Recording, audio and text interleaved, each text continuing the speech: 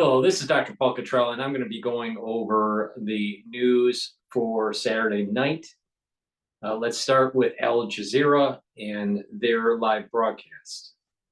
I have noticed as I've been cursoring the news that has been going on throughout the day that it has been very negative on Israel, and the spin is ceasefire and all the casualties that they're causing, not about rooting out Hamas permanently.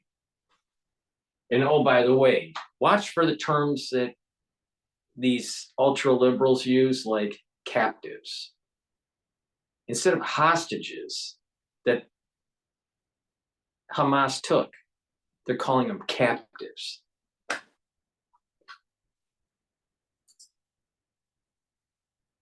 Usual pulses of storms just to the east of the Peruvian Andes through Brazil's Amazonas states. And that means temperatures have come down in Manaus as a result to 34 degrees on Sunday. And that intense storm system now swirling over the South Atlantic. It has replaced and needs to temp rain.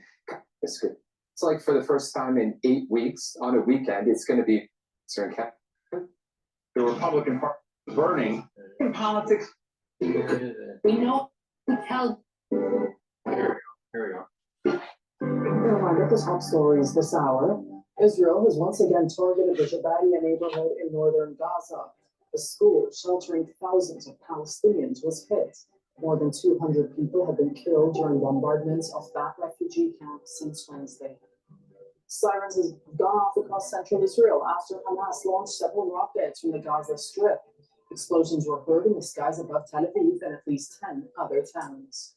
Okay, so we have rockets coming from Gaza into Israel. Looks like they're getting knocked down. And that spin of the refugee camp and the caravan of ambulances getting hit. And it's like this, war crimes and all this stuff that they're trying to drum up the IDF are doing. And oh, by the way, the hostages, the 240 plus, are captives. They're captives. They're not hostages. They're captives. The Secretary of State has reaffirmed Washington's support for humanitarian pauses to ensure Palestinians in Gaza get humanitarian aid. But Antony Blinken said the U.S. does not back calls for a ceasefire.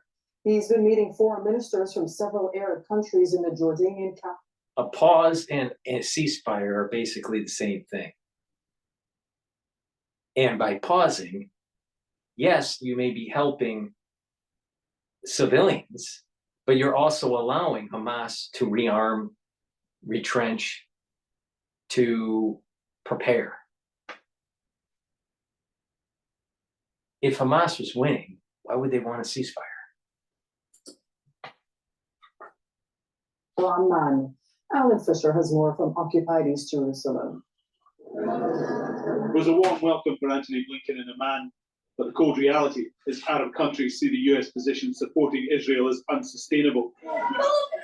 The number of dead and injured in Gaza is growing hour by bloody hour.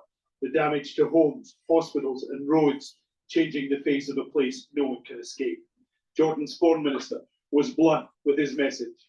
The priority now is to ending this war, to saving innocent lives, to preventing further destruction, to restoring hope, and to stopping the very dangerous dehumanization. All lives matter too. Wrong. Wrong, wrong, wrong, wrong, wrong. The Jordan ambassador, Jordan's deputy foreign minister, I guess this is his title, is wrong.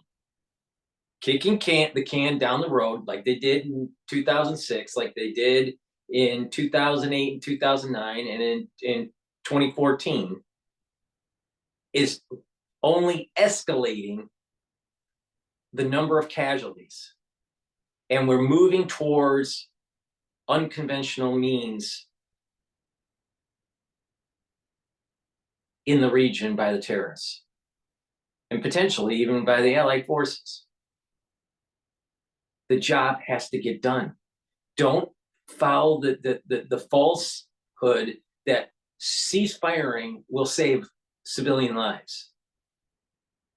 In the long run, by doing a ceasefire, because it's not solving the problem, more civilian lives will die in the long run. So if you really care about civilian lives, get the job done now.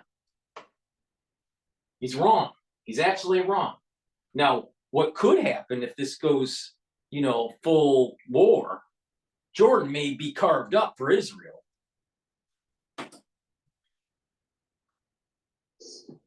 And Mr. Secretary, if you're Tony, the U.S. has a leading role to play in these efforts. And on it, and all of us, hold the very heavy responsibility of ending this catastrophe, achieving the just peace that is the right of every Palestinian, every Israeli, mother, child, father, and that would ensure that none of them or any other in the region will ever have to live the horrors that this vicious cycle of violence and war is bringing. Anthony Blink. It is never going to end until the precepts, the conditions that have to be met for the Temple Mount to be rebuilt. And the only way that can happen is that dome of the fucking rock to be taken down. Peter's calls for humanitarian pauses in the fighting, a call rejected for now by Israel, and said there had to be a new reality in Gaza in the future. None of us are under the illusion that this will be easy, particularly our partners from Egypt and Jordan, who have for decades worked to facilitate a real peace. But it's precisely now, when the stakes are highest, even when the outlook seems darkest, that we have to intensify our work. There are many famous rabbis that are, or that were extremely intelligent, that no longer are with us. But there are many famous rabbis that said that lasting peace that he's mentioning was a falsehood, and they warned them not to do it. And all of a sudden, decades later, we're in the catastrophe we're in now. More about that later. But some heavy hitters on the rabbi side warned about what international peace would do for that region in the long run. And it didn't work. They warned them decades ago. And now it's all playing out.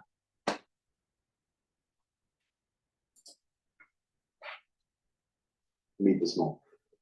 Antony Blinken said it was important Israel conducted the war within international rules and laws. Too late, said Egypt's foreign minister.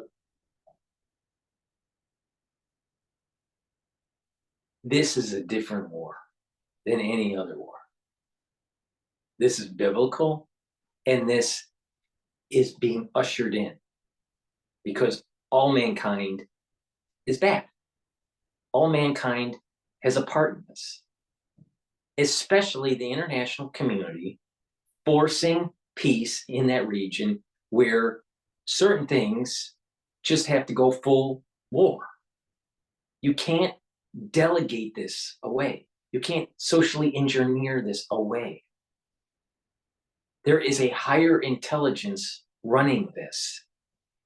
And that higher intelligence wants a certain thing to happen. And there's going to be a lot of death on both sides to get that to happen.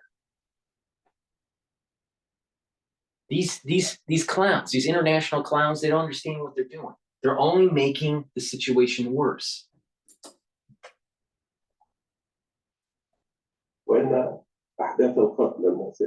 The unfortunate killing events in Gaza cannot be justified. We would not accept to go into an argument or accept the justification of these practices as considered against the or right to the self-defense. The collective punishment, Israel targeting innocent civilians and facilities, medical facilities, paramedics, in addition to trying to force migration for Palestine. Why is Hamas digging themselves in those populations? If the goal is to root out Hamas and to untangle its web in the civilian community, and Israel warns that community, get the hell out of the way, and they get killed, it's not Israel's fault. Israel warned them. And oh, by the way, for 15 years, Hamas is digging tunnels under their home, or under their hospitals, or under their offices. Why did they allow that to happen? It's the Palestinians' fault.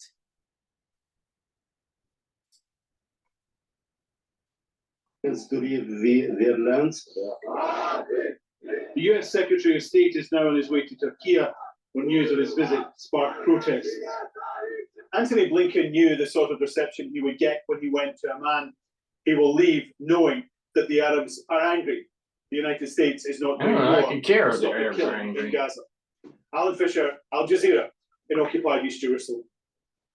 Well, while that's happening, tens of thousands have been rallying across the world in support of Palestinians. And over in the U.S., Icahn is joining us from there. Crowds have gathered outside the White House and they're voicing their opposition to the war on Gaza. So, Mike, tell us how big the protests are, because some of the pictures I've seen seem to point to the fact that thousands and thousands of people have come out this evening. Yes, indeed. Well, the crowds have begun to drift away slowly now, but at its height, there were tens of thousands of people who had gathered in central Washington. Very difficult to get an exact number, but I saw streets full of demonstrators. They met at Freedom Square, listened to a number of speeches, and then marched some 2 kilometers, ending up in front of the White House behind me here. Once again, at its height, people were standing shoulder to shoulder along the entire length of Pennsylvania Avenue. Behind me, Lafayette Park, which is where I'm standing, a relatively large park, was filled with people. As I said, the people have begun to go home, but there's still a sense of protest going on here. There's still a sense of anger, not only at what Israel is doing in Gaza, but also anger at the Biden administration, who many among the crowd here believe are complicit in terms of what has happened in Gaza.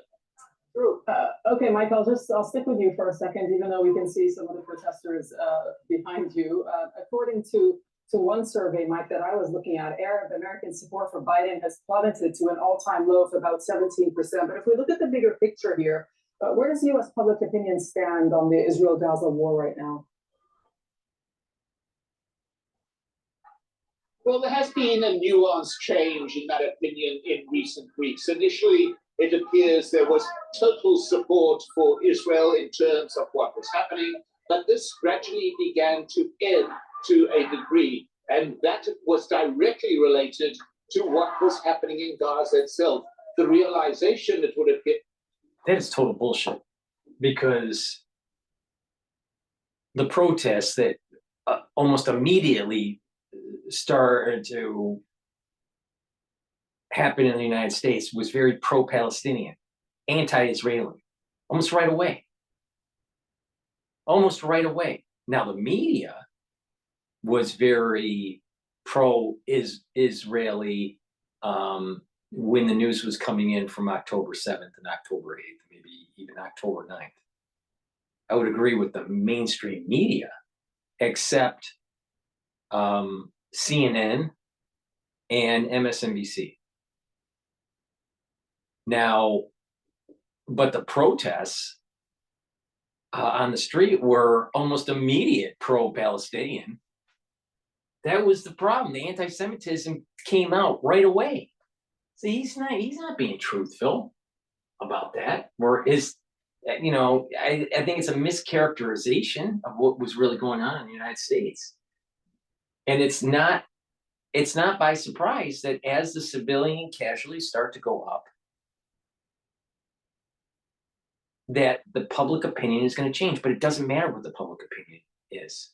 This is something much bigger. And that is setting the stage, the stepping stones for the Messianic era in the Third Temple. This is not about Gaza. This is something much bigger. This is God being upset with the ultra liberal and the way the whole world is going.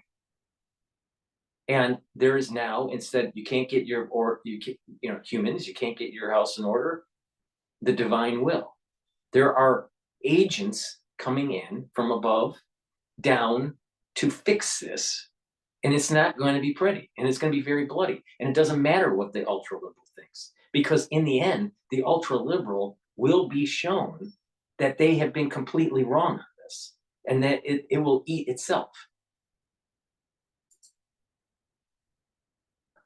Among the US public, that there were many Palestinians. Let me explain what I mean by this. I don't know this reporter's particular religion or his affiliation on religion, his opinion on Israel or the Palestinians. I don't know. All right. He does seem to be, when he does his broadcast, to be more on the side of the Palestinians, but he's on Al Jazeera. But I don't know where his true heart is. But the thing is I'm going to roll back on this live feed here. All right. This individual, this journalist, was in front of this individual that was in the back having one of those Palestinian scarves or whatever the hell they call them, right? And there are a bunch of Palestinian supporters behind him. Standing a relatively large See, there's a bunch of Palestinian people right there. Right? He puts it on. He puts it on the reporter. He puts it on the reporter, and this guy is a supporter of the Palestinians. All right. You don't know if he's an American citizen or not, but when he starts to talk, it seems like he's an immigrant. All right. But he's definitely pro-Palestinian. That's obvious. Okay. He puts the hijab, or whatever the hell they call that damn scarf from Palestine, the Arafat garb, right? And the reporter is not so happy. But this is all live feed on Al Jazeera, okay? Now, watch what happens when he wants to take it off. There's still a sense of anger. Okay, he wants to take it off. Is doing in, all right. Gaza, but also so he takes it off, and he's trying to do his broadcast. And then what happens is the guy comes in and says something to him in his ear. Now, we're going to have to hear him. I have to probably bring up the volume here. So watch and hear. Biden administration, who many among the crowd here believe are complicit in terms of what has happened in Gaza. True. Okay, Mike. So, he's upset that he put his scarf on the ground. All right. Even with a reporter on Al Jazeera that seems to be slightly biased to the Palestinians, didn't want the Arafat garb on his body, all right, for whatever reason, and it hits the ground, and the guy that put it on him is upset. This is what I mean. These protesters are going to go after individuals that they think aren't with them. You could be a liberal journalist, but this could metastasize and come to get you. Just like the ones that are being anti-Israeli and anti-Jewish in these protests, and you happen to be a Christian, I'm telling you, these Muslims are going to be coming after the Christians too. It's coming. It's coming.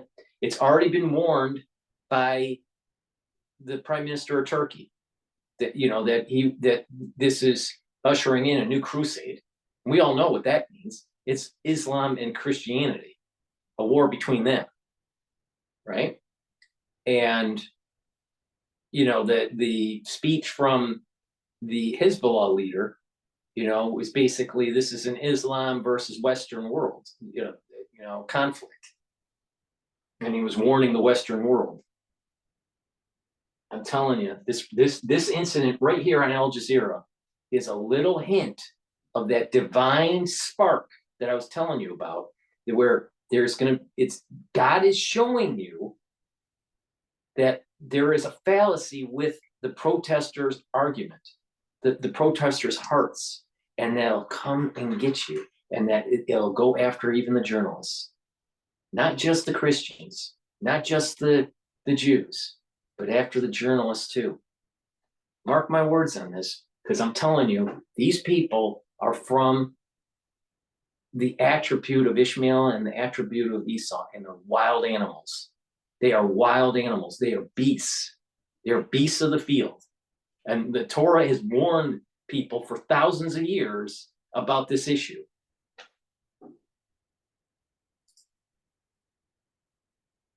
I'll stick with you for a second, even though we can see some of the protesters behind you. According to one survey, Mike, that I was looking at, Arab American support for Biden has plummeted to an all-time low of about 17%. But if we look at the bigger picture here, where does U.S. public opinion stand on the Israel-Gaza war right now? Well, there has been a nuanced change in that opinion in recent weeks. Initially, it appears there was total support for Israel in terms of what was happening, but this gradually began to ebb to a degree, and that was direct. So I'll correct myself. I think he is saying total support within the Biden administration, not within the public, not within the citizens of the United States. So I misinterpreted what he was saying. I would agree with that, but I think that as the casualties are going up, there are people within his administration that's getting pressure from the AOC crowd and the woke crowd and the ultra liberal crowd to start siding for the Palestinians and Hamas. And because we're going into a general election, of course, the Democrats will always pick the wrong thing and only focus on themselves and power grab. Related to what was happening in Gaza itself. The realization, it would appear, among the US public that there were many Palestinians who were being killed, thousands of them, and certainly a sort of awareness about that crept home to the American people. And the Biden administration seemed to recognize it. In the early days of this conflict, there was no call for restraint from the Biden administration. That only came a few days later when they started to express concern about the civilian casualties being involved in Israel's operation. Support for Israel never dropped within the Biden administration or indeed in the mass of the US. But what has changed is increasing concern about the impact on civilians within Gaza and in the occupied West Bank. And interesting as well, in recent days, we've had a statement from the Pentagon, for example, saying that the protection of civilian life is both a moral and a strategic necessity. Now, this was a pointed comment coming out of the Pentagon, making very clear its belief that civilian life has got to be protected, and it is the duty of a power such as Israel in conducting these operations to go to the furthest possible extent to preserve human life. Now, this kind of comment was not made in the first few days of the beginning of the war, but now it is becoming increasingly prevalent, not only among the American public, but among members of the Biden administration. Okay, Michael, I'll let you go for now. Thank you for that update from Washington. And since we're going to go to commercial for PNN, to help support your health and to support my news coverage of one of the biggest crises that could be happening in the world, please go to my store, the-studio-reykjavik.com. The link is in the description of this video. Click the link. It's the-studio-reykjavik.com. Go to the store and get some Health Max 35. I take a teaspoon of this a day. If I'm not feeling well, I'll take a tablespoon of this. If I'm really not feeling well, then what will happen is I'll take two. I'll take 2 tablespoons, one in the morning and maybe one in the evening. But I normally take a teaspoon of this every day. It's structural nanosilver. It's a liquid. What you do is you gargle with it, you swish it in your mouth for about 20 seconds, gargle about 20 seconds, and then swallow it. What it's doing is it's neutralizing pathogens and improving that mucosal barrier that will help to reduce entry of pathogens, right? By doing that, you're going to reduce the chances of you getting sick and your body constantly having to fight an illness. When you don't have to constantly fight a cold or whatever, right? Then your body can use its energy to heal other parts of your body. And what will happen is you'll slowly actually heal your body and slow down the aging process because your body isn't chronically sick. People that are chronically sick look older. You ever wonder why? Well, I just told you. So go to my store, the-studio-reykjavik.com, and part of the anti-aging protocol is taking a structural nano silver liquid. Take the Health Max 35, take a teaspoon of it a day, and you're going to improve your health. Back to regular programming on PNN. Those in Berlin are objecting to Israel's bombardment in Gaza as well, but also standing up for their own right to protest in the face of restrictions imposed across the country. Steph Hassan has more from the demonstrations. Quite a statement here on the streets of Berlin after weeks of bans of protests and also people being detained. Now thousands are here on the streets, not only protesting against Israel's violence in Gaza, but also for their own right to speak up and for freedom of speech after all these protests were banned. Police was citing possible anti-Semitic incidents or risks of anti-Semitic incidents as a reason for the bans, but after pressure so much coming from the public, that they have a right to vent their anger about what's going on in Gaza. Now, this demonstration has been allowed. Of course, Germany has a complicated history. 80 years after the Holocaust, there's still a lot of sensitivities. That's why the German government and the public is kind of concerned. But these people here are really venting their anger and fighting for their right to speak out. Steph Hassan, Al Jazeera, Berlin. Now, a rally to show support for Palestinians also took place in Senegal. Nicholas Hack attended that protest in the capital, Dakar. We're outside Dakar's Central Mosque, and look at the people here, all draped with the Palestinian flag, the black, white, green, and red. They hold it just not up in the air, but in their heart. There's a lot of anger at what is happening currently in Gaza. Look at this checklist. Where was all the anger when Hamas was digging tunnels underneath schools for children?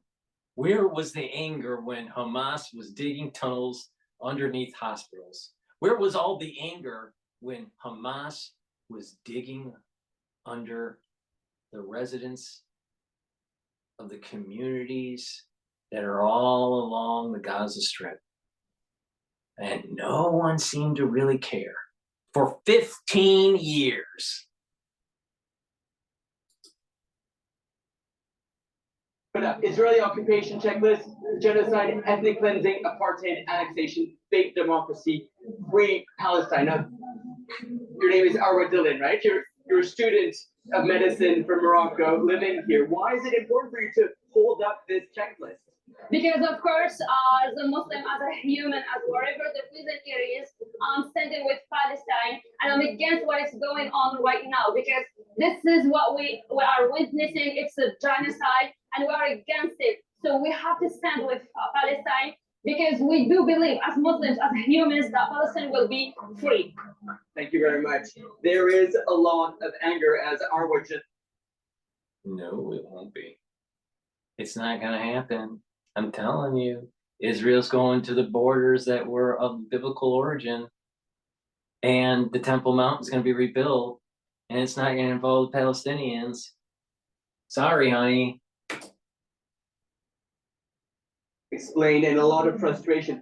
This protest was supposed to take place last week, but it was banned by authorities. Now, Senegal is the chair at the United Nations to try to protect the unalienable rights of the Palestinian people.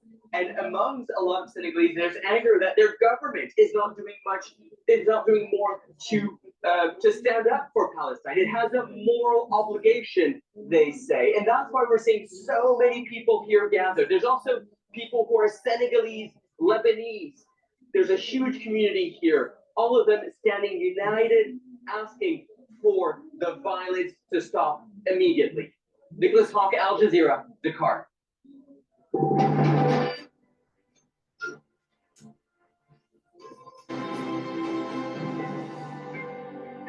We'll take a look at some of the day's other news, and the death toll from an earthquake in Nepal's northwestern districts of Jajarkot and western Rukum has risen to 157. Officials say more than 140 others have been injured following the magnitude 5.6 tremor. That death toll is expected to rise. The military has been deployed to the region to help with rescue efforts. First, we have to rescue all those injured people who are treated at local hospitals and clinics. The seriously injured will be sent to other hospitals. Stages, and it is even more unacceptable to have children on stages. Palestinians are counting on each and every one of us.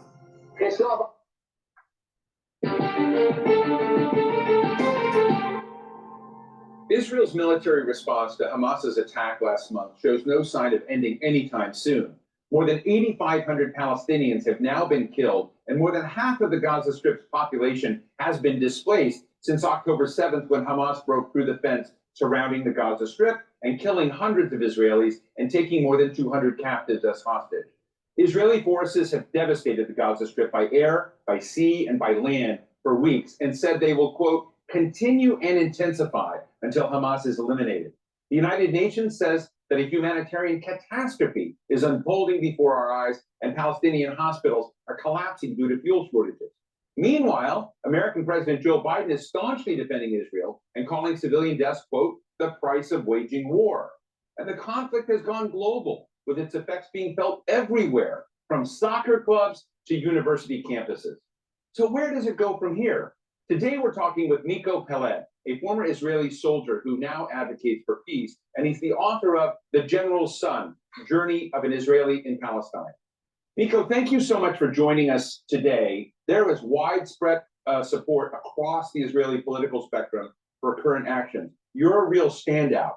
Tell us how you see things at this moment. Sure. Well, thank you for having me. I want to start off by saying that there was no Hamas terror attack on October the 7th. Palestinian fighters came out of the Gaza Strip, one of the most oppressed and poor places on the face of the earth. And after decades and decades of suffering, he's saying exactly what the Hezbollah leader just said yesterday. That's weird. I think it's very clear that Hamas attackers with GoPros that videotape what they did on October 7th, or filmed. I shouldn't say videotaped. It's so 80s, but they filmed with their GoPros what they did on October 7th. They were definitely Hamas.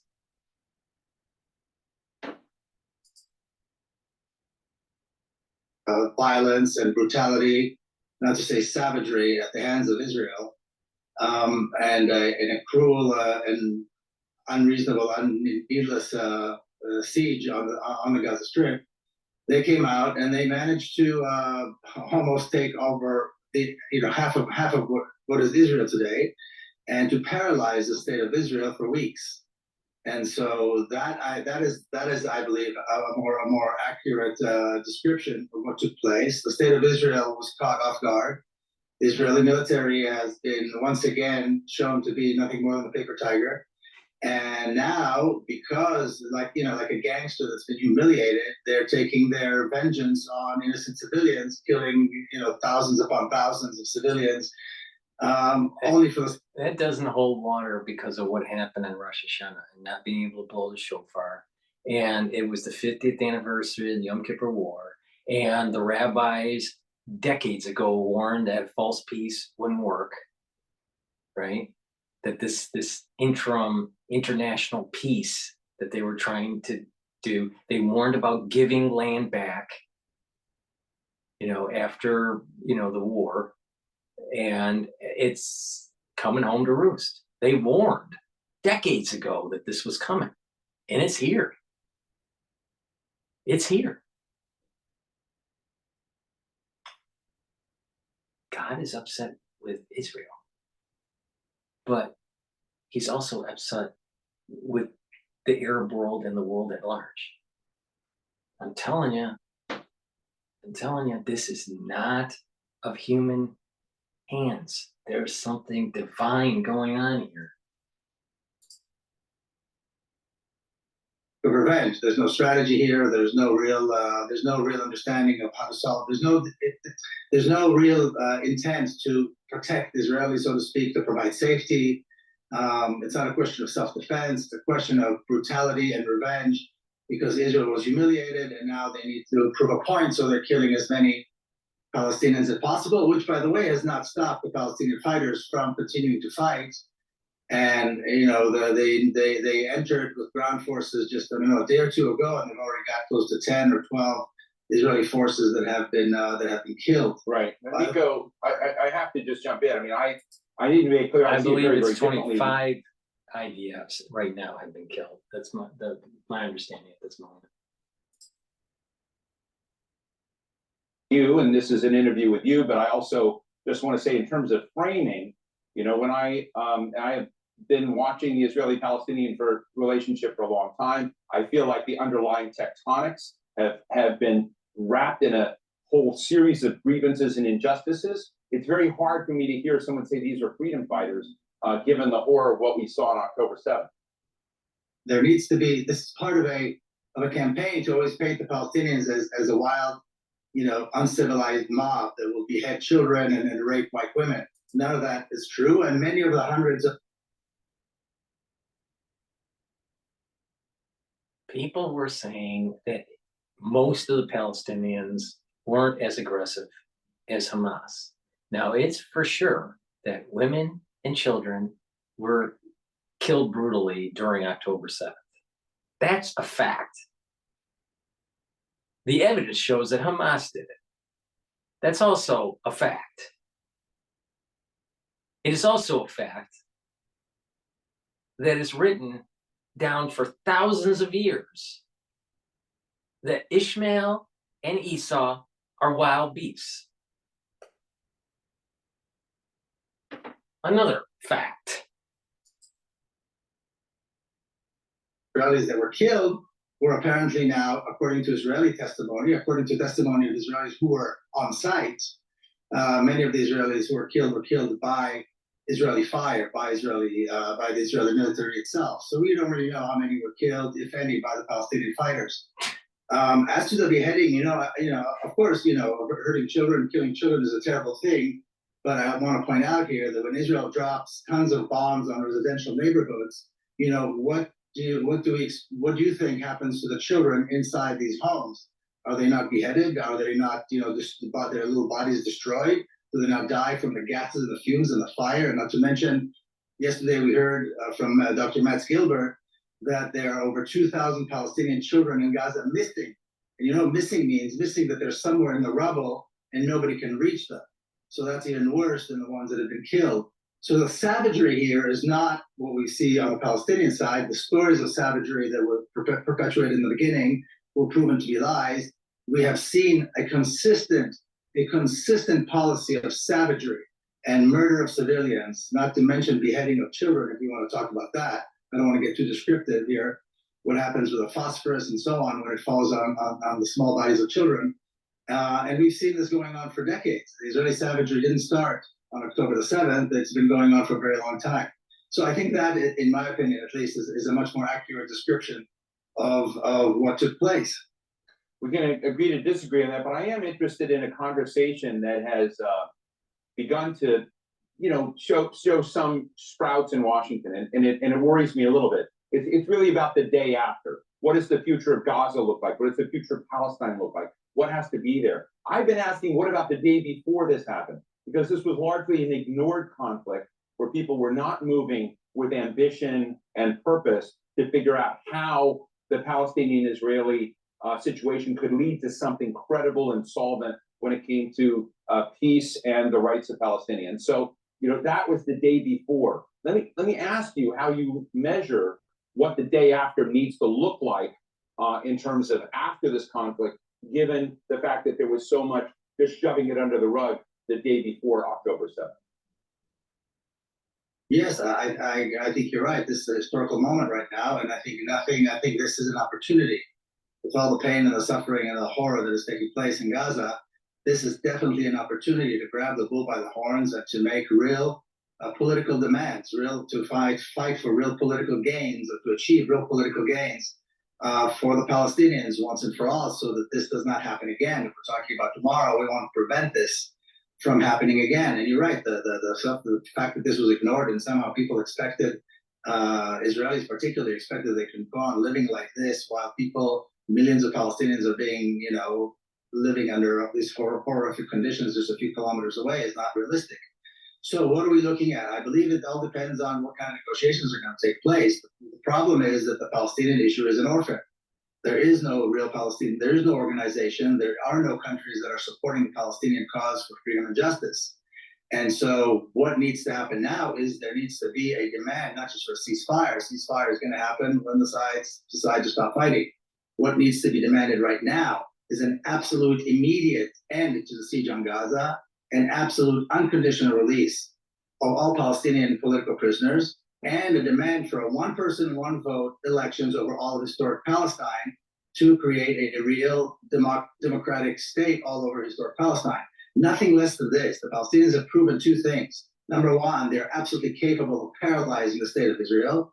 And once again, I'll say a handful of fighters from one of the poorest, most oppressed places in the world managed to paralyze the state of Israel completely for a very long time. And the second thing is the Palestinians are making enormous sacrifices once again. And so both of these things, I think, are deserving of serious attention, and nothing less than an absolute final political solution in Palestine is required at this point.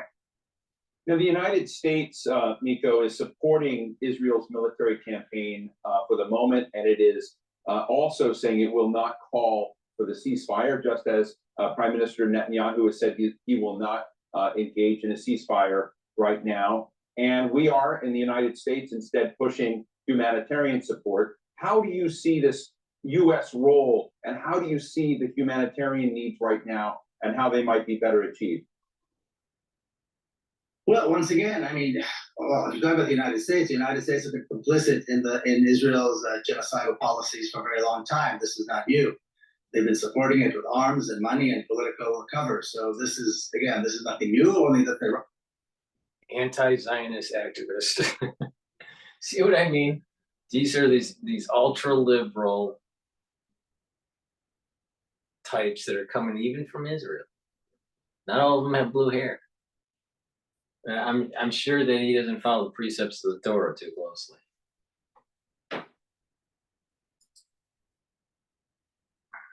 Now the attacks is so much more savage than it's ever been before. Again, I'll say what needs to be immediately demanded is an end, immediate, unconditional end to the siege on Gaza, and immediate support, humanitarian, medical support for the Palestinians in every way that is needed. You do have a ceasefire, some sort of grand solution that supposedly brings peace. But how is that going to stop other terrorist groups from taking hold, digging in, and shooting more rockets 10 years down the road? And it's going to get scarier because the barriers of entry are low on unconventional warfare like chemical and biological. This is going to get worse. It's the casualties are going to increase if we keep on kicking the can down the road. In a perfect world, trying to negotiate peace on the surface seems the correct way. We don't live in a perfect world, and it's complicated. And the temple that we are going to have, there is going to be a Messianic era. This is not just a Palestinian-Israeli conflict. And it's not just a Jewish-Muslim conflict. This is Judo-Christian versus Islamic conflict. A messianic era is coming. We are the warring generation that are one of the stepping stones towards that end. And the sad thing is, from how I see this, Palestine cannot be in Israel. Now there's a minute, there is a silver lining here. All of the West Bank would be in Israel. So any Palestinian in the West Bank would have to be kicked out. Depending on your interpretation of where the borders are, Gaza Strip parts of it could still exist.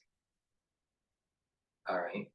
But that depends on which interpretation, how you interpret where the boundaries are. All right. But if you are the most conservative in the interpretation, my understanding is even Gaza Strip would be gone. You know, but I need to look into it more. For sure, the West Bank would be brought into Israel proper. And we're talking about Lebanon and parts of Syria and Jordan and all this. So and even Egypt, parts of the Sinai Peninsula. So, you know, it's a larger problem. And I said in a video that because there's so many people that this is going to involve, not just the Palestinians, to allow for the Temple Mount to happen, there needs to be mass casualties.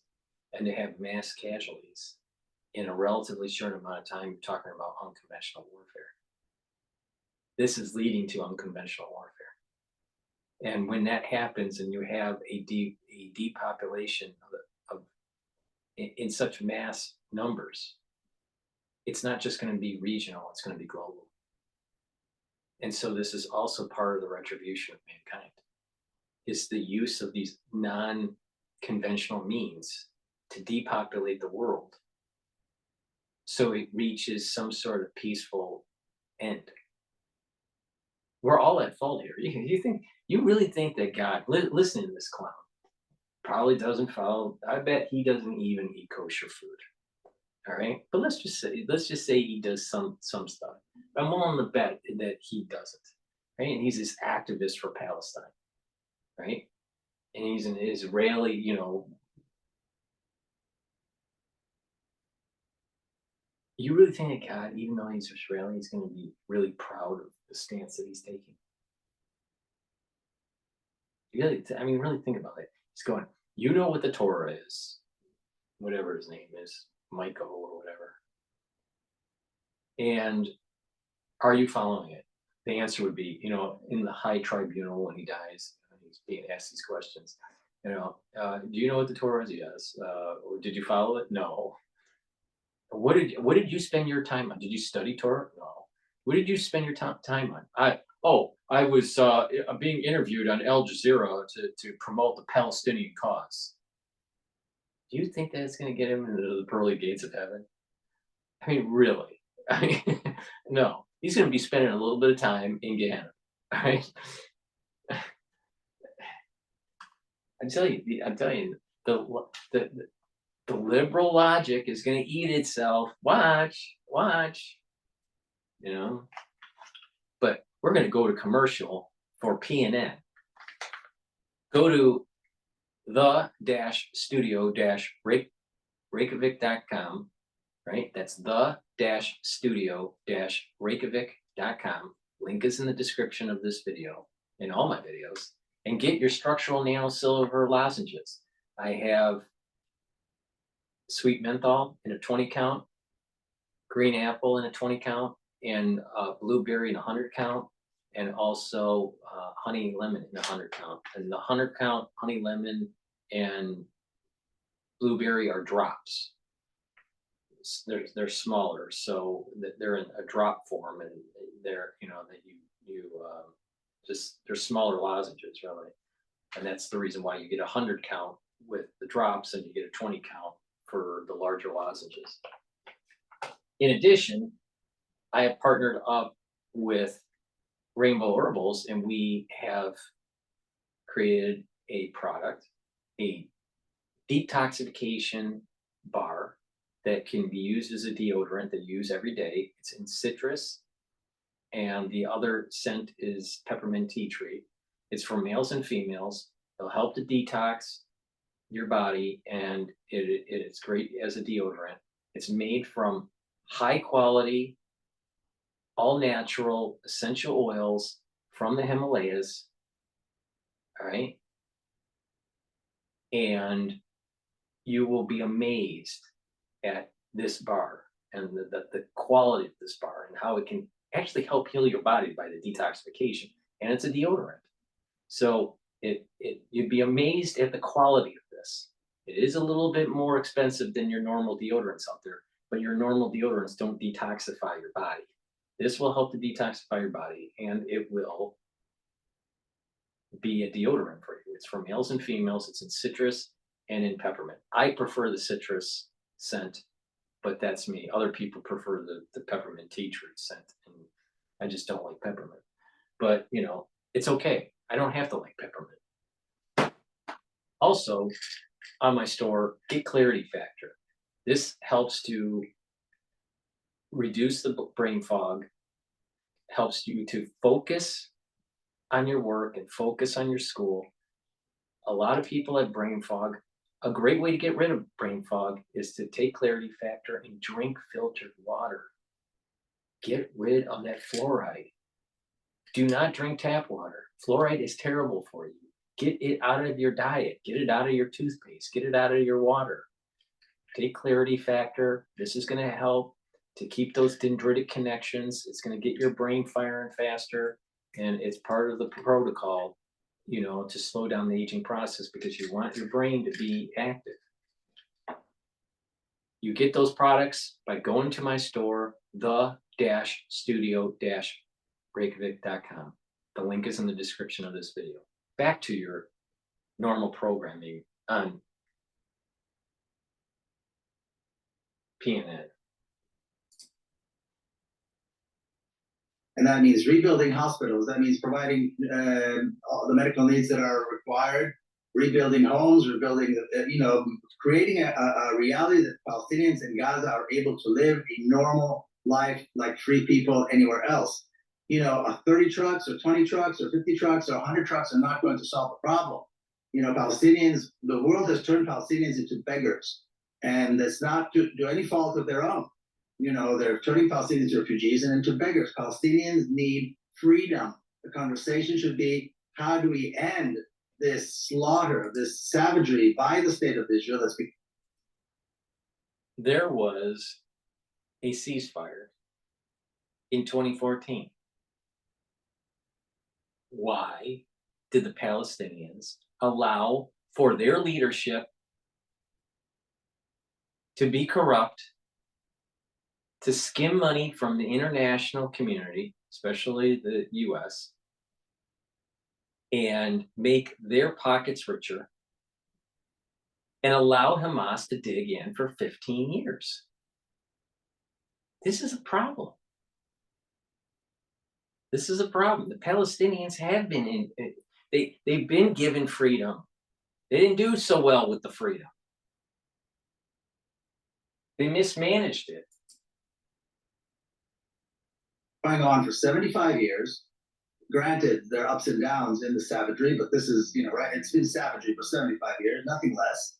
How do we end it and demand and bring forward a real solution, a real just solution, so that Israelis and Palestinians can live in peace? And I'll say one more thing on the issue of peace. If we support the Palestinian call for justice and freedom, Israelis and Palestinians will be able to live in peace and raise their children and have a future. If we support Israel, or anyone who supports Israel, is actually supporting the fight against justice, the fight against peace. How do you actuate? Think about this. Even Al Jazeera uses the term Occupy Jerusalem. or occupied East Jerusalem, or however they phrase it. The bottom line is Israel is going to take down that Dome of the Rock, and the temple is going to be rebuilt. Do you think that Jerusalem will be able to be divided? How can there be lasting peace when they'll always be saying that Jerusalem's occupied?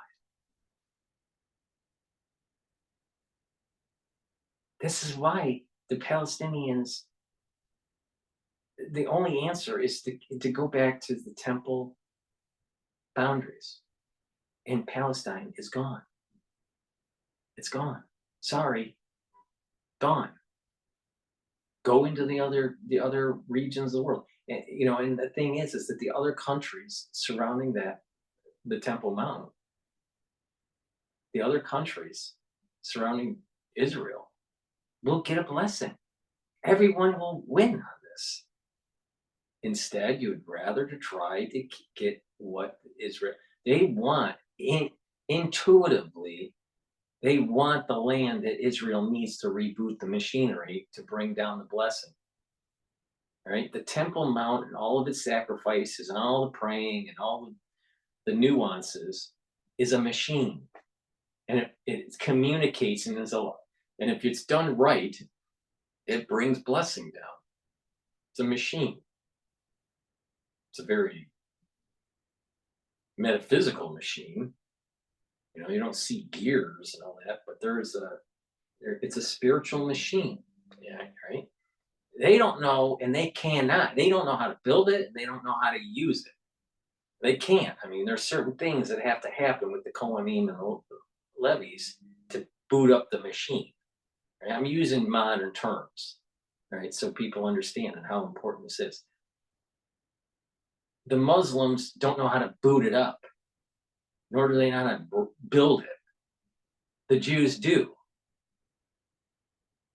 And they've always wanted something that the Jews need and want, even though the Muslim, it was never the Muslims to begin with.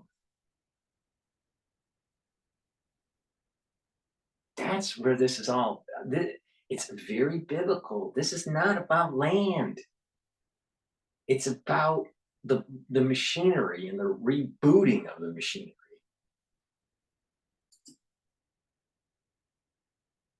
In a credible way. Are there Israelis out there that believe what you believe, and how do you bring them along? Yeah, there's a when lot. I look at Israeli politics. Over the last It's such a dumbass question. There are so many activists in Israel just like this clown. And this is part of the reason why God is ushering in the Messianic era with hate and with destruction and with war. This is why I said Israel's being cursed. With Prime Minister Netanyahu, it has moved not left, but it's moved more and more right, including in the current government. So how do you take some of the ideas that you're sharing today and say, well, this is a very different formulation, but are there Israelis out there? Is there any credible path politically to what you're suggesting now? Look, I don't think the whites in South Africa were particularly keen on ending apartheid, but then there were severe sanctions. There was a boycott against South Africa. There was serious divestment from South Africa eventually, and the white apartheid South Africa was on its knees. That is precisely what needs to happen with Israelis. No privileged society, oppressive society, or oppressive regime has ever left willingly. They have to be forced out. And so, once again, what needs to be demanded is immediate sanctions against the state of Israel. Israeli diplomats, just like we've seen with Colombia, we've seen this now also, I believe, with a couple of other of the states in Latin America. And I'm sure this is going to be a trend. The diplomats, the Israeli missions are closing. The diplomats are being sent home. There should be, complete, boycott of Israeli teams in the Olympics, and in any sporting events, in any academic arenas, diplomatic arenas, and so on. The state of Israel, as we know, has been charged by Amnesty International has been accused of a crime of apartheid for 75 years. And as we know, the crime of apartheid is a crime against humanity. The Amnesty report has some important recommendations that include sanctions and include, diplomatic and political actions against the state of Israel. That will bring it to the point where they have no choice. I don't believe Israel is going to do this willingly. They don't need to do this willingly. They need to be forced to allow for a real political solution, for real freedom and liberty. And again, understanding that at the end of the day, a just sanction Israel, the only democracy in the region. And why did those rockets start bombarding, and why was the invasion happening on October 7th when they were getting closer to signing that peace agreement? Why? Because they don't want the peace agreement. And oh, by the way, the Iranians are not friendly with the Saudis. And the Saudis were going to be part of that peace agreement. Oh, okay. And so what we should do then is to sanction Israel. Really? Really? I'm telling you. I think this IDF fighter, what's his name? I forgot his name. I lost him. To the Palestinian, for the Palestinian people, will benefit Israelis as well, because again, it's not about Israelis versus Palestinians. It's Israel against peace. It's Israel against a just solution. It's Israel against freedom. One of the questions I have is about it's the wrong metric. It's the wrong metric. It's about rebooting the machine. That's what it's about. We're gonna go to commercial. Get turmeric. What this will do is bring down inflammation. You can get it on my store, the-studio-reykjavik.com. Link is in the description of this video. This is part of the anti-aging protocol. By bringing down inflammation, you're going to slow down the aging process. Turmeric is a great way to bring down inflammation and is an antioxidant. Another way to bring down that inflammatory response is to control your blood glucose levels. A great way to control your blood glucose levels is using ashwagandha. You can get ashwagandha on my store, the-studio-reykjavik.com. D3, extremely important to be able to absorb calcium, but it helps with gene expression. And you need proper gene expression for proper cellular pathways to work properly. If your gene expression is subpar, your cells aren't going to be working so well.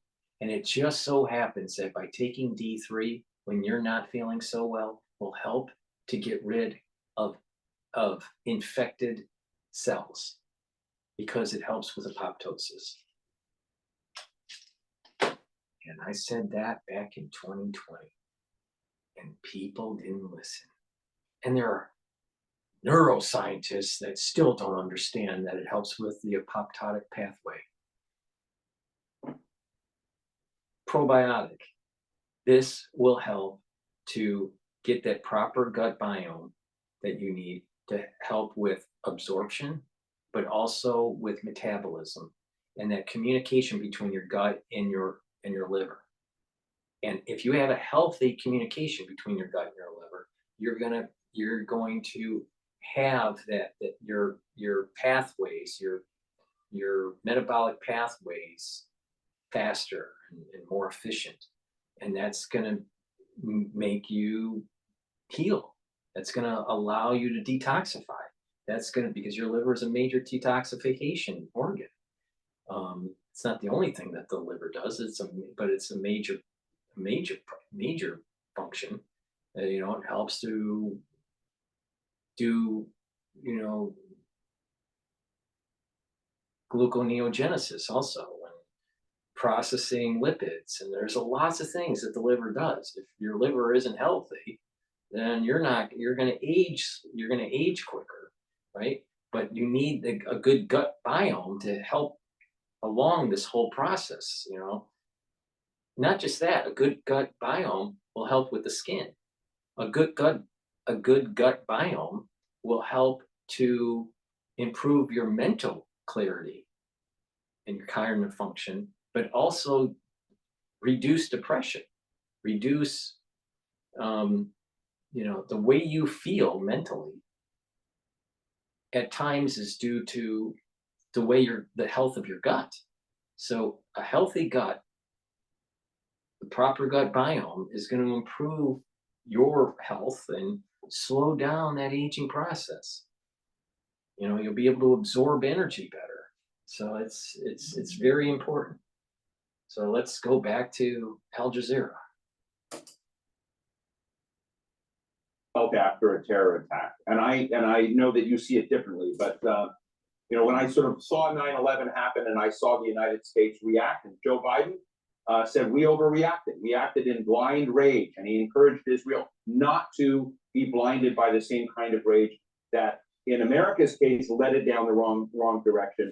And Israel, again, after what it saw on its borders along Gaza, 1,200 people dead. We now have around 200 people held hostage by Hamas.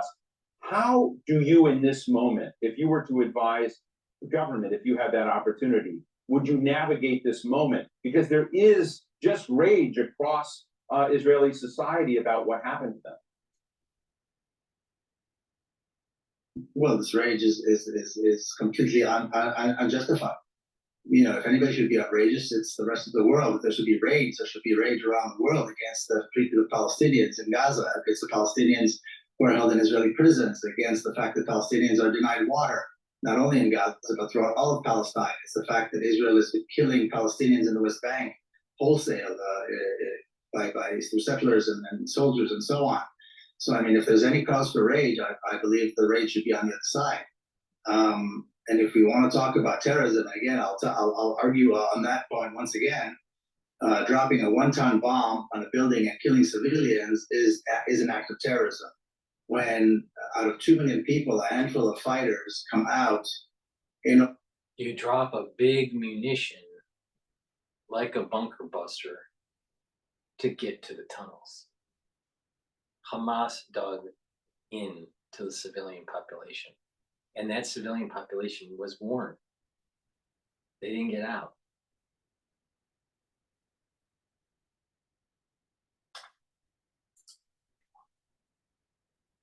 To take hostages in order to bring about the release of political prisoners, I don't believe that is an act of terrorism. And regardless of how you frame it or what you call it, I don't know what kind of expectation people had that Palestinians will not engage in some form of armed resistance.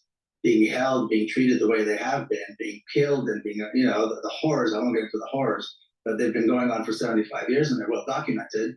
To expect that Palestinians will not engage in some form of armed resistance is absolutely ludicrous. This is, and of course, according to international law, it's perfectly legitimate.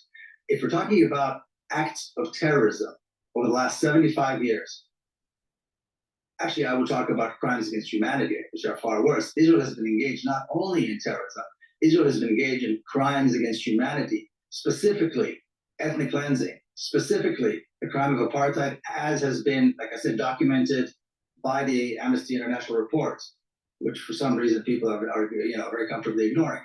And I will add it one step further and say Israel has actually been engaged in the crime of genocide, or at least genocidal policies, at least. So this is far worse than terrorism. And I think that, again, dropping a one-ton bomb, not to mention hundreds of tons of bombs that Israel has been doing on a civilian population, and a particular population that has never had a military force. Palestinians have never had an army, they've never had a tank. So to claim that is somehow self-defense is absurd. That is an act of terrorism. When people who are oppressed rise and stand up, even if they do so holding arms, that I reject completely the notion that is somehow terrorism. Let me ask you about the cast of characters that have long been involved in Israel-Palestine affairs. What about Turkey, China, other players in the world becoming part of that day after equation? That's a great question. I mean, like I said earlier, Palestine is. I really don't care about his answer. But what does click my mind, and this kind of is why you listen to Dr. Paul Cottrell on PNN, right? Is the term day after. And that was a movie that came out on TV to kind of be an anti-nuclear movie, anti-Reagan movie, right? There was a worry back in the 80s that we may use nuclear weapons against Russia. And, you know, we're whining here. You know, he's whining about the bunker busters and all the collateral damage that it causes, right? And now the United States is developing a new weapon that is 24 times stronger than Hiroshima, all right? That's precision. And there are some pictures of the blast radiuses of different cities around the world and what that would mean in terms of the fire radius, the blast radius, and the light blast radius. All right. And it's pretty big, and it would devastate major cities completely. All right.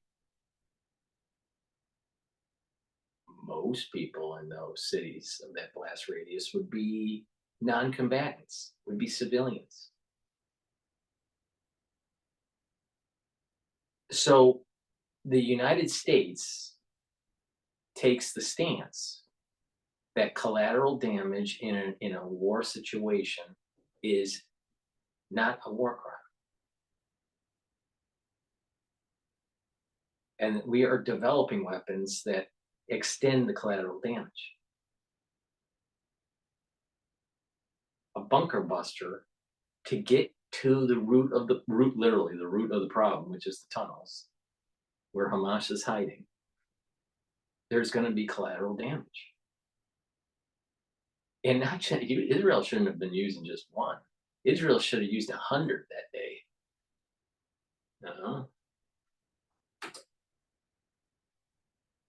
Orphan. Palestinian issue is an orphan. And what happened over the last 3 or so decades, all these countries that were traditionally supportive of the Palestinian cause, the BRICS alliance, for example, most of the countries within the BRICS alliance and others are now all doing business with Israel. They're all doing trade with Israel. They're all buying weapons with Israel. You know, Africa was traditionally a continent that supported the Palestinian cause, are now, you know, Israel has more than 40 diplomatic missions and is pushing to become a part, or at least an observer in the African Union, and they're being allowed to do this.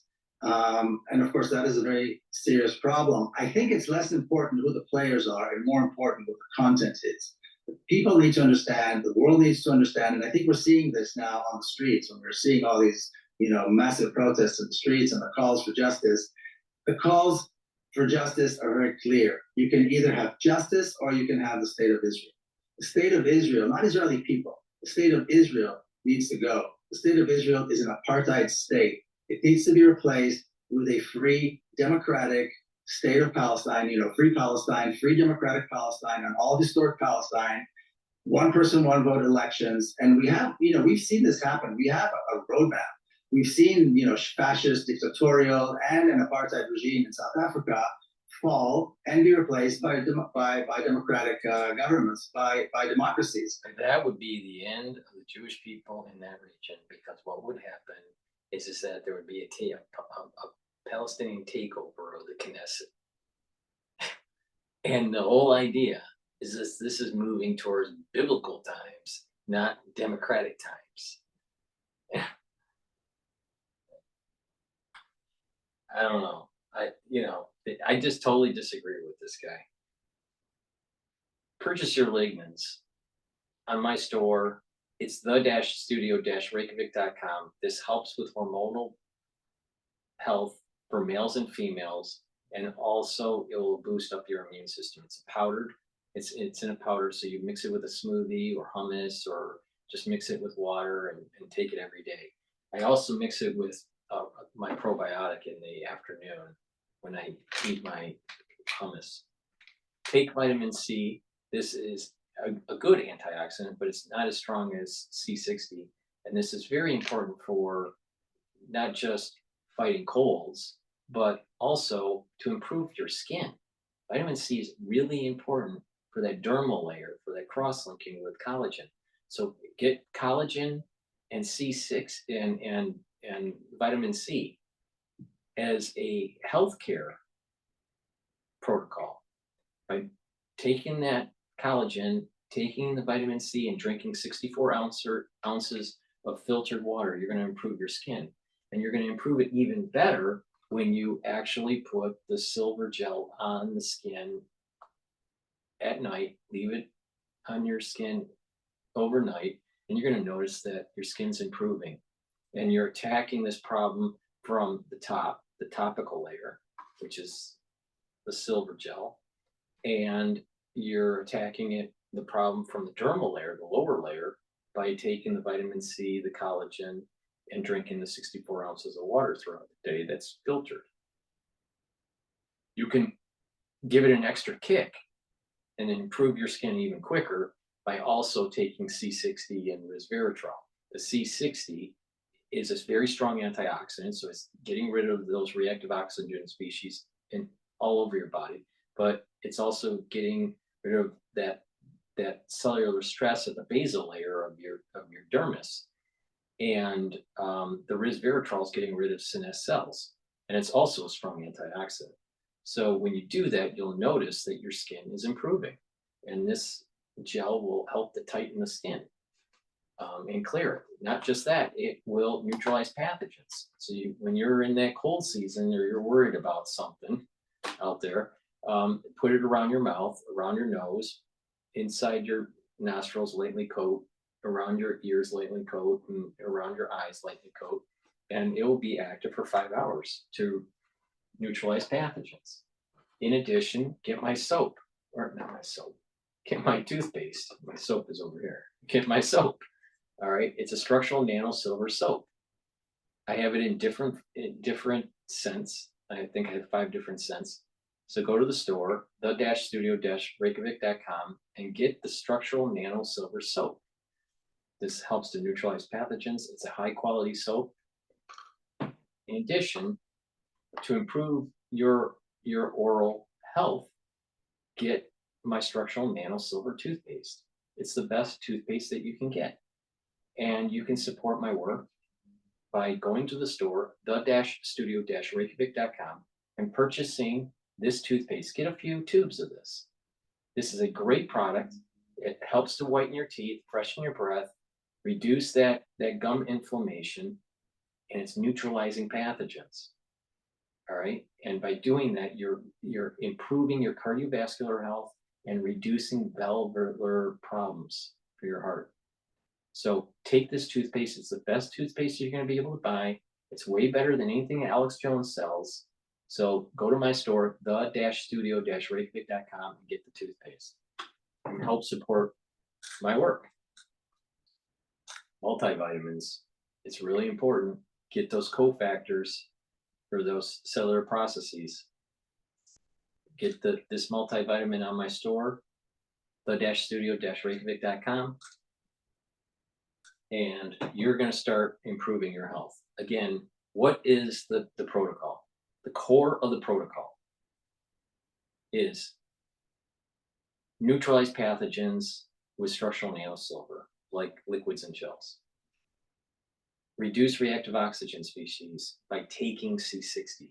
I sell it in a 2 ounce, a 4 ounce, and an 8 ounce bottle, either in avocado oil or in coconut oil.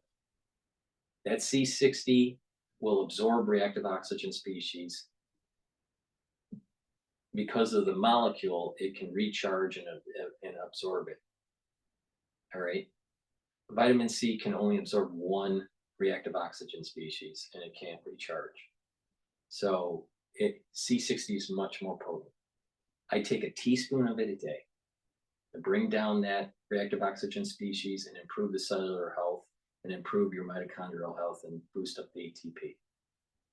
In addition, you want to bring down inflammation, and it's taking the turmerics and the ashwagandhas. Then you add stuff to the core of the protocol, like the B complex, the D3s, the zincs, the lignins and the probiotic and, you know, the good night formula, the digestive enzymes, the collagen, right? And you do that on a regular basis, you're going to slow down aging, and it's a preventative medicine. It's a preventative protocol to get your immune system boosted up so you're fighting the modern world around you, right? We get sick because of the proper, you know, the improper diet that we have, all the toxins that are around us. We need a better immune system. Our immune systems are getting weakened. Preventative protocols, preventative medicine will help you to slow down your aging, but it'll boost up your immune system. It'll get you healthier. So when you are bombarded by the modern world, you know, because of stress and all the chemicals and the food and all this, then you'll be able to fight it better. People that are on this protocol, they age slower. But, you know, and there's the longer you do this, there's compounded benefits. So take my advice and follow the protocol and go to my store, the-studio-reykjavik.com. And you're going to be amazed at the improvements of your health as you take my advice. Yeah, I'm getting tired of listening to this guy, so I'm going to cut it short. But, you know, the bottom line here is that there are a lot of things that are happening in the region. It's only going to escalate. And I think it is naive to think that a ceasefire is going to be a solution to the problem, and that there was some special alignments that were taking place during the holiday that kind of ushered in this, and some weird hints to 9/11 Kabbalistically. And I'll probably read a passage in the Zohar that kind of is spooky. It's very spooky. It's describing not this event, but another event. But there is similarities. Remember about the Fibonacci, the Fibonacci sequence, the Fibonacci of a Fibonacci. You know, there's a rhyme, but it's not exact of events. Well, there's a passage in the Zohar. I think it's 212b, page B, bet. So 212 bet. And that page is a page dealing with Balak in numbers. All right. So the Zohar gives kind of a Kabbalistic understanding of a certain parsha, right, within the 5 books of Moses. This particular parsha is Balak and numbers, and it's page 212b in the Zohar, but it hints at like the Messianic time. It's talking about a sign in the sky, and it happens on the 6th day of the 6th month of the 25th of the 6th month, and it lasts for 70 days, and it's really weird, right? Well, if you look at the 6th month, the 25th day, it happened on a Monday, not a Friday of this year, of 2023. But that 25th of the 6th month in the Jewish calendar, because it's based on lunar, happened to be, you ready? You're sitting for this? 9/11. And that was the day where there was the rainbow. Now, it didn't happen on the 6th day. It happened on Monday, which is the 2nd day. But so it's not exact to the prophecy within within the Zohar, but there's like these hints. There's this fib sequence that's similar to 212b in the Zohar. So this is another hint that it's not the Messianic age. It's it is the stepping stone to it. See, that 212b in the Zohar is the Messianic age and the 70-day countdown. So it's really weird. It's really, really weird. Now, I have been seeing in, people that listen to me, yes, I'm a polymath and I have a lot of knowledge on different things. I have read a lot of books over the years. As a kid, throughout, my, teens and, throughout my 20s, 30s, 40s, I have a Ph.D. I've done all this medical training and did medical research and, have a ton of experience in engineering and finance. And I have a lot of knowledge, all right, in history and international affairs and a lot of different knowledge. I'm a polymath for sure. But I also have a certain ability. I can't explain it other than it comes in waves. It's very it's like a flash, all right? And it's like a download. And once in a while, if you watch my shows, you can actually see it happening in real time during my recording. Most of the time, it's not during the recording, it's happening. But I'll get a flat and then I'll know that something is, that a certain event is taking place that will lead to further things down the road that are extremely significant. Because the way my mind thinks, it's like an engineer, through these DFMEAs, the design failure mode analysis and manufacturing failure mode analysis, the DFMEAs and the MFMEAs and all these kind of processes to try to look at a very complex system and figure out all the failure points. I mean, as engineers, we were trained in automotive engineering to do this very rapidly. This is why I can take any system and look at the failure points and rapidly tell you where things are wrong. And sometimes you see it in a recording, but there's a flash that takes place, and then this kind of DFMEA process takes place. And this event is similar. It's similar. I'm seeing that these events are moving towards this because of these failure modes.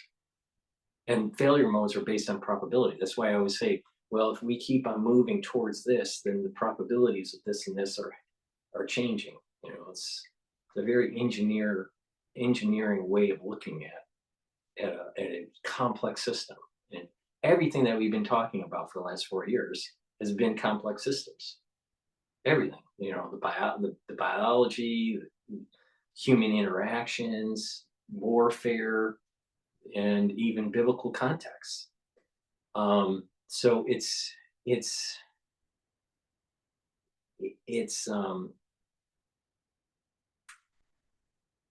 there's these little points of sparks that just lead to an expansion that leads to an understanding of where these things potentially could go because of this DFMA concept that goes all the way back to engineering.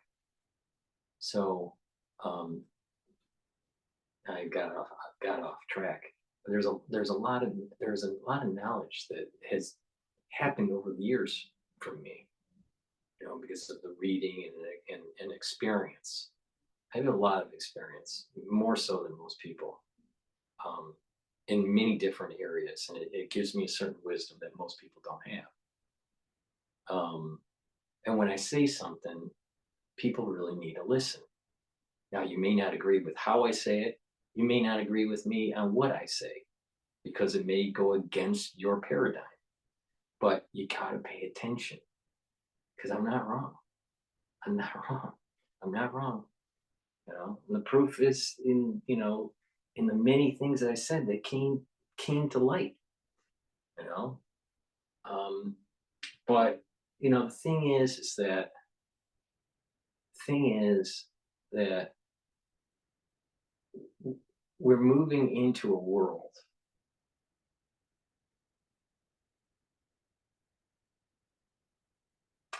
that is less and less guided by human wants, needs, and planning. And it's being, as time goes on, guided more through a divine hand. And we're gonna be judged. Are you on the right side or you're not on the right side? So I don't know. It's going to be interesting, that's for sure. But in an international world, you're probably going to be hearing in the news about trying to get Israel into a ceasefire. And then Israel is going to be tested. Is it going to do a ceasefire and do the wrong thing? Or will it continue to do the right thing and root out terrorism and bring once and for all the war against Hamas, Hezbollah, and Iran to a conclusion? That's what needs to happen. And the United States is going to have to get involved. Now, we're going to have isolationists screaming to the top of their lungs that they don't want that. But that's what needs to happen, or it's going to get worse down the road. You know, you're driving a car. You know, we were talking about DFMEAs, right? You know, you're driving a car, and you don't want to change that strut. And you think, well, you know, it's not that bad. And then you let it go for a few months, and it's getting worse. And now your car is really, you know, hitting those potholes, and you're feeling all the little pits that are in the road through your steering wheel. And all of a sudden it just like breaks, you know, and you know, you're having a problem driving your car, right? Well, you could have repaired the strut when the early warning signs were. But now, because you waited, there's more damage to the system because you've been driving it for months and it's had this vibration that's damaging other components within the whole strut system. You know, the spring, and it's not just the strut, but you know, the spring mechanism, and you know, the attachment points, and maybe you're bending some of the metal of the attachment points. So it's a much larger issue, a more expensive issue to fix now, because you didn't want to repair the strut. So your whole suspension system is now more involved and has to be replaced and more damaged because you didn't take care of the problem early. You know, this is similar. We have a problem. You either solve the problem or you put a Band-Aid on it. Ceasefires are Band-Aids. And I'm telling you, anything other than the Temple Mount being rebuilt is a no-go. Is a no-go. And again, it's and it's the boundaries of Israel.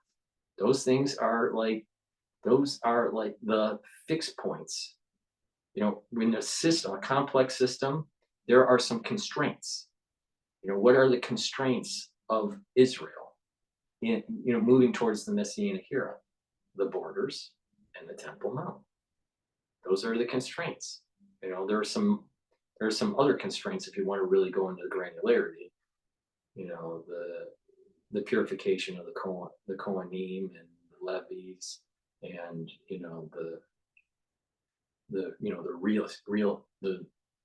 the reestablishment of some of the vessels of the temple, and that gets into the nuances of it.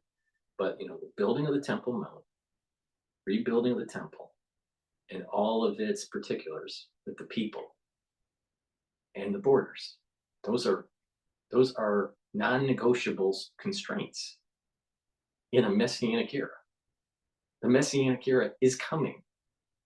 It's not going to be I don't think in our lifetime, but we are going to be the warring generation to push this forward, because it's going to take time to build to get this thing in motion, right? But we're being pushed ahead. There's a divine presence. There's a divine hand pushing this ahead, pushing it forward, advancing this quicker, right?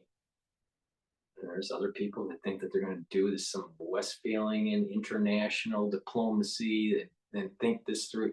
And it's like, and every single time they miss the point. What are the constraints of the Messianic era?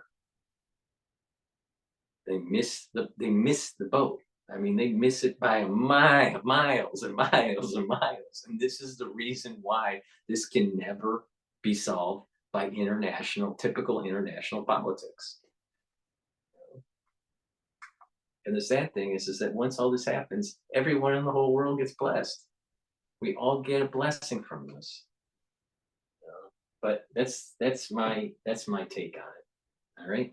So thank you for listening. Please subscribe to all my channels. I have 3 channels on YouTube. I have 3 channels that are the other 3 channels are Brighteon, Bitchute, and Rumble. And I have a Patreon channel that you can subscribe to and help support my work by being a paid subscriber to my Patreon channel. Please donate on my store, the-studio-reykjavik.com. On the homepage, you can donate through Stripe or PayPal. You can also donate through Buy Me a Coffee to help support my news coverage. I have great supplements, high quality, on my store, the-studio-reykjavik.com. Get those products, follow my protocol, and you will improve your health. You're going to slow down aging. You're going to improve your immune system. And if you follow the proper supplementation, the proper diet, the proper exercise, the proper sleep, the proper brain training, challenge your brain just like you're challenging your muscles. Challenge your brain by reading, writing, and talking to people in the real world. You're going to slow down your aging, and you're going to be a happier person.